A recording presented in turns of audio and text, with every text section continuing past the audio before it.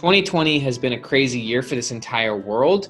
We've had mass unemployment, we've had COVID, crazy politics, all sorts of stuff's going on this year. And in this video, I'm going to explain why hope is more important than anything right now. I'm going to break down the science of how hope actually works, basically what happens if you lose it. So if you lose hope, you basically have nothing. You actually shut down in the present. You need hope. We all need hope in the future in order to actually function in the present. That's actually something that Viktor Frankl talked a lot about. Viktor Frankl wrote the book Man's Search for Meaning, which is all about his experience as a Jewish person in the Nazi concentration camps. And what he found is that people who lost hope and purpose towards their future, the present became unmanageable. It became unbearable. And so that they literally died. They began shutting down and they lost the will to live. And so as Frankl said, you need a purpose and you need hope towards the future. Otherwise, any set of circumstances is unbearable. And so in this video, I want to explain to you some of the really cool psychology about, first off, our view of the future and about how intensely our view of our own future impacts our present. Not only our psychology, but our biology. And I'm going to explain how motivation and hope work, and about how and why you need more hope, and about how you can get more hope. Because if you don't have hope, you lose everything. You can't make choices without hope. You can't endure challenge without hope. But if you have hope, and if you maintain it, and if you strengthen it, then you can actually accomplish a lot, even in a crappy situation where everyone else is losing hope. And that's exactly what Frankl understood. And so I'm also going to show you the science on high hope versus low hope people, because there's a lot of research on this, and there's a big difference between people with high hope and low hope people. So let me go ahead and share my screen with you, because I've got some slides to show you. So this is a quote from Dan Sullivan, the founder of Strategic Coach. He said, basically the bigger your future, the better your present. But he actually said that the only way to make your present better is by making your future bigger.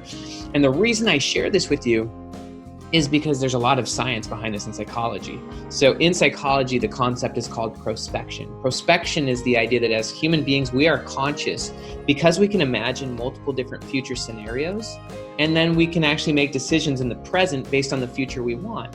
And there's a lot of research that shows that if you imagine your future self as a different person, and then you begin making decisions based on what your future self would want, then you make a lot better decisions in the present. So whatever view you have of your future, that's what determines your present. If you have a positive view of the future, you're going to have positive goal-directed action in the present.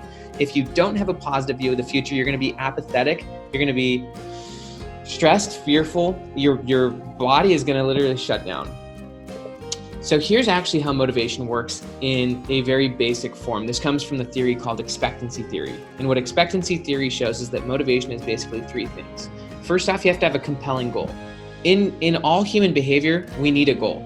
Even going to the grocery store or going to the gas station is a goal. Every single human behavior is to create an outcome. And so all behavior is driven by a future, even if that future is just to create a small outcome, like get groceries at the grocery store. In order to be highly motivated, though, you need a specific goal. You need an A to B, meaning you need a path to getting there. And that's big on hope too. And I'll show you this in a second. You can't have hope without a pathway to getting to whatever you want. And so a big part of developing hope is finding a pathway to whatever outcome you want. The other thing you need is confidence that you can actually go from A to B. This is what psychologists would also call agency. You need the ability to make choices and to move forward with those choices. And so if you don't have these three things, you can't have motivation. And it turns out if you don't have these three things, you can't have hope either. Because motivation actually depends on hope. You won't be motivated towards a future if you don't have hope that it's possible. So here's actually a really good quote from some people who study hope. Basically, it says, these are some serious psychologists. Without hope, there can be no basis for agency, which informs goal-directed action. So if you don't have hope, you don't have agency. And if you don't have agency, it means you literally can't make choices. Like if someone is an alcoholic, like total drunk, they have less agency than someone who doesn't have alcohol. They have less freedom. Freedom and agency are basically the same thing. And so without hope, you have no freedom. Like that's straight up truth. Without hope, you don't have the freedom to choose. You don't have the freedom to take action.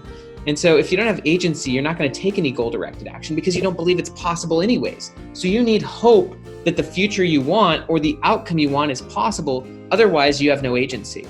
You have no freedom to actually make that choice.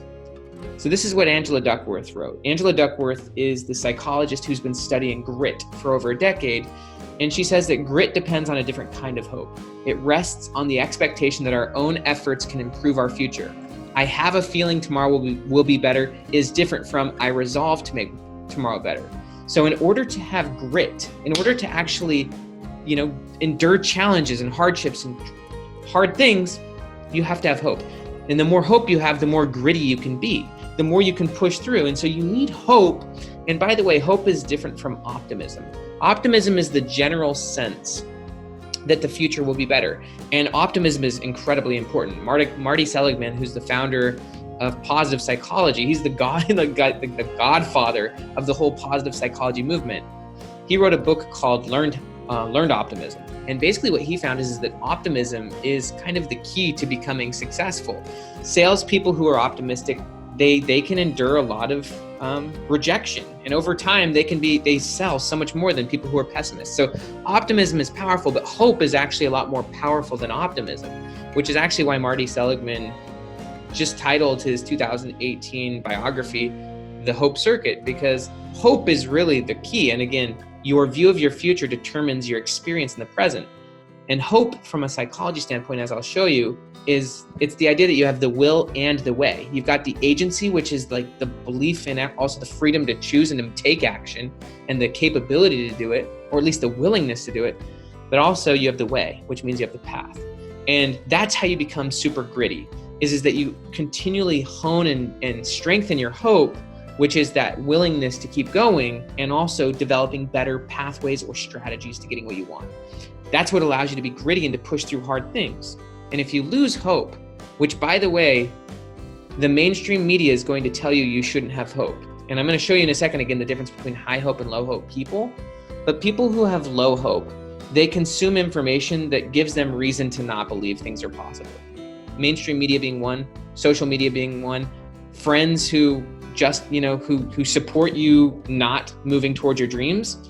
Anything that stops you from having hope or having that belief that the future can be better, and anything that stops you from finding better ways to create that future is destroying your hope. And for a lot of people, because of 2020 and because of what the media shoves in our face, the view of the future is actually probably worse than what the current situation is. And if your view of the future is worse than the present, then what are you going to do? You're going to distract yourself. You're going to confuse, you're going to probably find ways to medicate yourself in unhealthy ways. You're definitely not going to be gritty. You're not going to have vision, and you're not going to push in creative ways to finding what you want. So let me share my screen again, because I want to break down what hope actually is. Here's how hope works. So in order to have hope, you first have to have some sense of vision towards your future self. And that's exactly what Albert Einstein said. Albert Einstein said imagination is more important than knowledge. You have to have a compelling future that you're excited about, that you want, and that is something that you can see. You have to have a goal. You can't have hope without a goal. Then you need agency, which is the freedom to choose, the ability to choose. It's the confidence that you can take action. It's the willingness to do what is required to get that vision. Then you need a strategy. And basically what the hope researchers call it is a pathway. You need a pathway to actually getting the future you want. If you don't have a path, you can't get there. So these are the three things in order to have hope. And if you don't have hope, you can't have motivation, because motivation rests on hope. And if you don't have hope, you won't take action, which is required for moving towards your vision. So that's what you need. And that is essential. In order to have hope, you have to have a future that you want. You have to increase that sense that you can have it by increasing your willingness, but also taking action. You have to find a pathway to getting there. Oh, there's one more thing I got to show you. It's the high hope versus low hope people. So check this out. Here's the difference. So high hope people, and there's a lot of research on this, by the way, high hope people have clear goals. They believe they have agency and choice. They're constantly increasing their freedom. And by the way, how do you do that? You educate yourself. You take action. You make mistakes. You learn. They're constantly learning and trying new ways. So there's that whole idea that what got you here won't get you there. People with high hope, they don't just do the same thing over and over. That's what low hope people do. They do the same thing over and over and over again because they're unwilling to try new ways. You can have what you want if you're willing to find a better pathway to getting there or a better strategy. But people with low hope, they won't find a new strategy because they're just going to keep doing the same thing over and over again. So high hope people, they learn from their failures and then they adjust their plans or strategy. And if you're pursuing a bigger future and you're increasing your confidence, you're going to have a lot of failures, because a bigger future means you're pursuing stuff you've never done before, and you're probably going to experience some hard failures. People with high hope, they immediately adjust their strategy once they learn. And also, they also realize, they quickly realize if their current strategy is not good enough. I'll give an example. I have a goal to sell a lot of copies of this book. And to be honest with you, my former strategy wasn't really getting me there. So I had to actually ask myself honestly, is this strategy the thing that's going to get me there? And I had to just say, no, it's not. I might be able to get there in a decade, but if I want to get there in a year, I need to radically adjust my strategy. And so high hope people are constantly learning from their failures. They're learning from their experiences. They're also measuring their progress. There's that whole idea of Pearson's law, that when progress is measured, progress improves. When progress is measured and reported, and so then the rate of progress expands exponentially. And so that's another aspect of high hope, is that high hope people have high accountability. Not only are they measuring their results, but they're measuring and reporting their results to other people, important people. High hope people have a growth mindset. They're extremely gritty and resilient to challenges. They use humor and recovery to keep perspective. And they consume media that helps them with their goals. Whereas low hope media consume pessimistic and hope-crushing media. They dwell on negativity and gossip. There's little to no resilience. They have a fixed mindset and they have low accountability. They don't have goals. They don't believe their actions matter. So my question for you is, are you a high hope person or a low hope person? And you can know by the type of media you're consuming is one. You can know by the type of future you're trying to create, which is another. Your view of the future, your willingness to go create that future, and your learnability, your adaptability to actually learning and finding new pathways to getting what you want. What got you here won't get you there. High hope people are learning from failures so that they can adjust their plans, and they're moving forward, and they remove anything from their life that destroys their hope, because they know that anything that destroys their sense of their future and their excitement towards their future and their belief in their freedom towards creating that future is going to kill them. Like literally, if your sense that the future goes away and your future can't be better, then what's going to happen to your present? You're going to just distract yourself. You're going to start to feel terrible. And that's exactly what Viktor Frankl found. We're not living through a Holocaust, but we're living through a very challenging, difficult time in the world. And Frankl's insights were key. He said, what man needs is not a tensionless state. We don't need a tensionless state. We need the striving and struggling for a worthwhile goal, which is a freely chosen task. He also said that it is the peculiarity of man that we can only live by looking to the future. Your view of the future determines your experience, your health, your energy, and your love, your excitement towards the present. You need hope. Human beings need hope. And you can do that by, first off, consuming better media, second off, choosing a goal, third off, taking action and learning from your mistakes and getting better and better. And then over time, realizing you do have the freedom to create an amazing life regardless of the situation. You can create an absolutely amazing life, but you need the hope to do it, because you can't have motivation, you can't have grit without hope. So it is your job to increase your hope and to remove everything from your life that destroys your hope.